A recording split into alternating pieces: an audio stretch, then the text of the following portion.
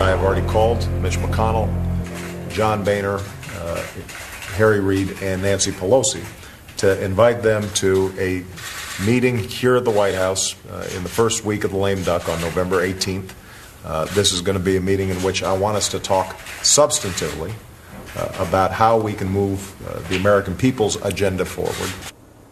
So he's reaching out to a lot of the leadership on both sides of the aisle, and Congressman Peter King and the president have at times been on opposite sides when it came to things like the New York mosque and the terrorist trials in New York City of Guantanamo Bay detainees. But now King is poised to take the chairmanship of the House Homeland Security Committee, and the president is reaching out to him.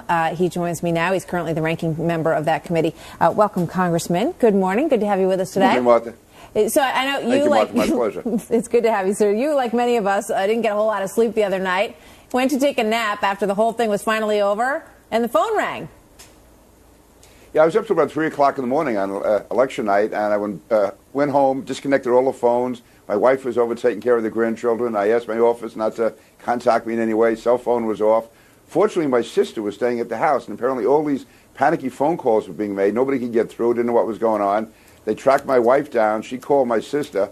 She called my office in Washington, and I'm sound asleep in the middle of this dead sleep, and I hear my sister yelling, and she's a nurse. I thought I was dreaming and having a heart attack or something.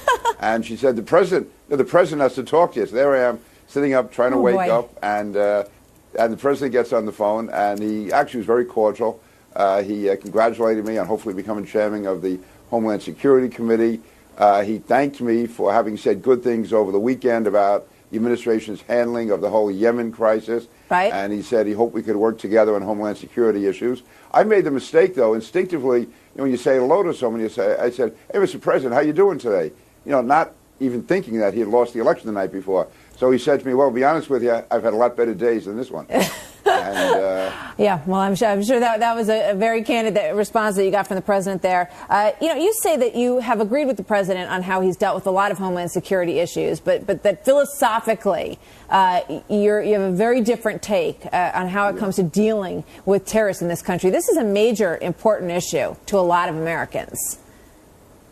It is, and I think in some ways the president's entire concept was wrong. For instance, as far as closing Guantanamo, having the 9/11 trials in New York. Also, I thought the administration was very uncoordinated during the Christmas bombing last year. But as far as the actual day-to-day operations, as far as the CIA, the FBI, the National Counterterrorism Center, in many ways the Department of Homeland Security, they are doing an excellent job day-to-day.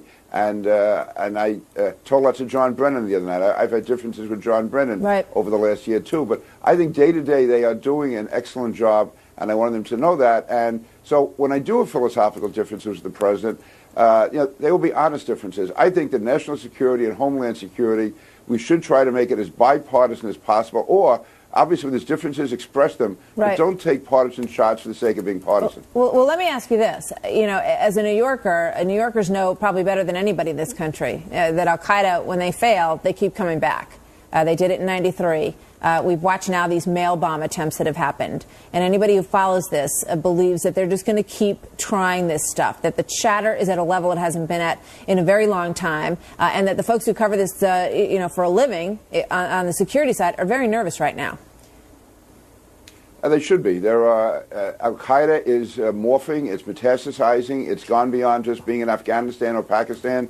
We have Al-Qaeda in the Arabian Peninsula. We have homegrown terrorists here in the United States. We've seen a number of instances in the last year where Al-Qaeda has actually reached out to and recruited Americans who are living here legally.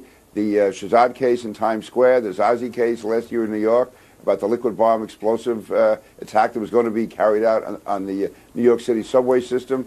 We have Alaki, the sheikh in Yemen, the imam in Yemen, who was head of al-Qaeda in the Arabian Peninsula. No, these are real threats, and they are on a daily basis. And as you point out, a lot of folks criticized how the administration handled the Christmas Day bomber. That was almost 1 year ago. Do you have indications that they are thinking about this problem very differently, and that the response that they had to that would never happen again today?